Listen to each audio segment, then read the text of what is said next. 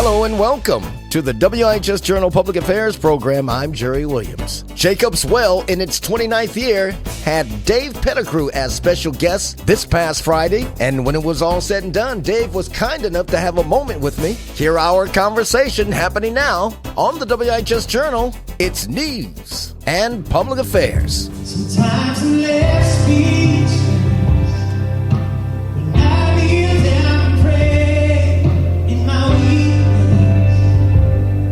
Lord, you help me find a way with all the words that I know how to say. All right, Jacob's Well, 29th year just concluded. Dave Pettigrew's set. I like to be the caboose, and after all the smoke clears and he greets all the people, they show him love, and it's just us now and Drew Crandall running around here. And how you doing, Dave? I'm good. You?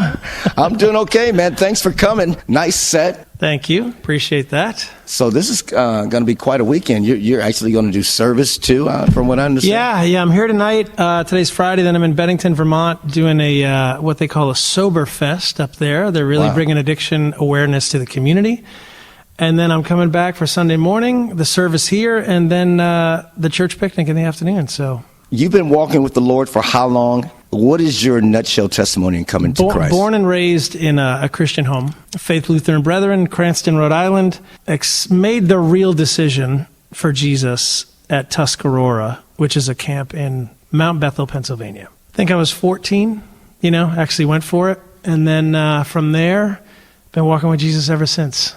It's been pretty cool. Been a good run. Music. Yeah. How did that all begin? Well, my grandmother was a organ player in our church until she was 96 years old. Wow. So she taught me piano when I was like 5 or 6. Stuck with it a little bit. Then I picked up the alto saxophone. I played that through high school, went to Berklee College of Music in Boston. Learned there that I could actually sing. So I was playing more piano there for the songwriting major that I was in. Singing more because out of necessity. And then left there, moved to New York City. Joined a band, joined a blues band, joined a wedding band, and it's just kind of going from there. And then when I was 32, I had a full record of secular pop rock love songs written. And I sat down, played through them one night. I said, man, these are great, but if I'm going to go out and be Dave Pettigrew in the world, I want to stand for something. So I went to my producer at the time and I said, hey man, I think we got to go back to the drawing board. And he was like, whatever. Go find yourself, And so I just started praying. And a lot of the songs from the first album, the album is called Somebody I'm Supposed to Be. And a lot of the songs from the first record are literally prayers that turned into songs. So, yeah. If you're just joining us, I am with Dave Pettigrew here in Rockville, Connecticut, at the end of his Jacob's Well set. You basically stay on the East Coast. You travel from Maine to Florida, back and forth, and forth. I think you said you do about 150 dates a year. Yeah, it's about 150 shows a year. You're busy. Yeah, about 40,000 miles a year on the car. It's...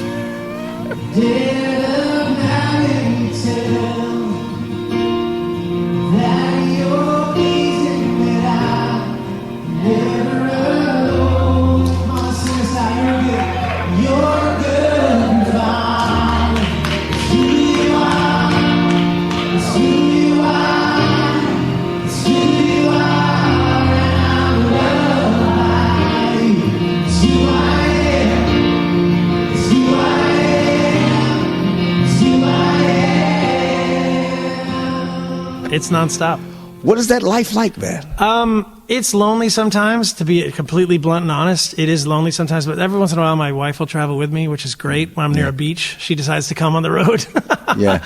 But it's I meet so many new people, so many different people, hear their stories, get to pray with them, share their life a little bit. I just make the music because it helps me, it heals me. Right.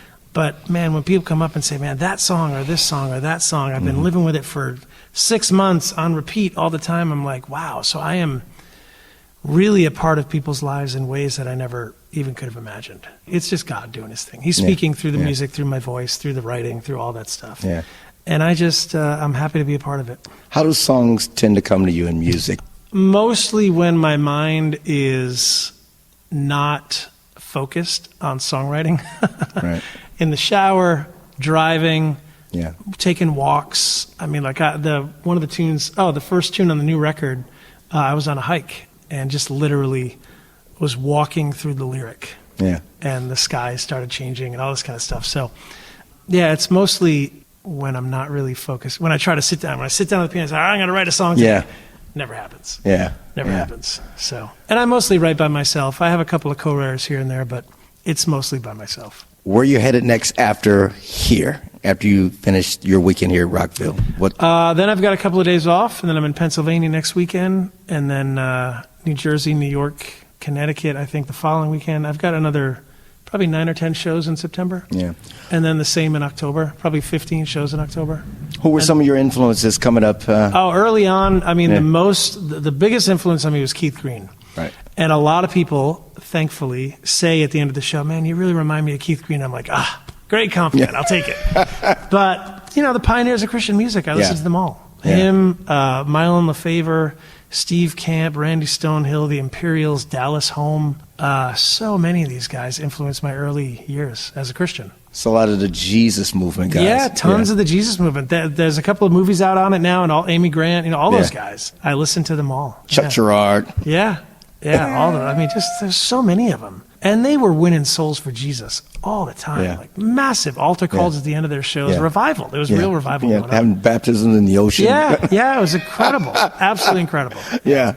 Yeah. Well, I'm not going to hold you. It's late in the evening. God bless you. I just wanted to have a few moments with you. Yeah, man. I appreciate it. After the smoke cleared, now you can go and recharge your battery so you can live and do it again. Absolutely. If people want to find me, just go to dpontheweb.com. Yeah. Everything you need is right there. He's Dave Pettigrew. God bless you, man, and thanks. Appreciate it, brother. Thank you. Thank you. I want to share the hope so everybody knows. Maybe I can be the one who makes a difference.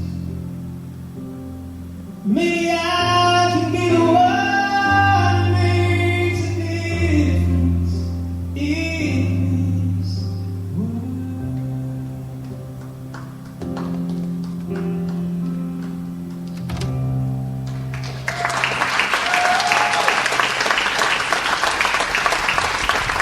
And you just heard my conversation with Christian music recording artist Dave Pettigrew, who appeared at Jacob's Well Coffee House in Rockville, Connecticut this past Friday. If you would like more information about what you heard today, call WIHS 860-346-1049. That's 860-346-1049. I'm Jerry Williams for the WIHS Journal. It's news and public affairs.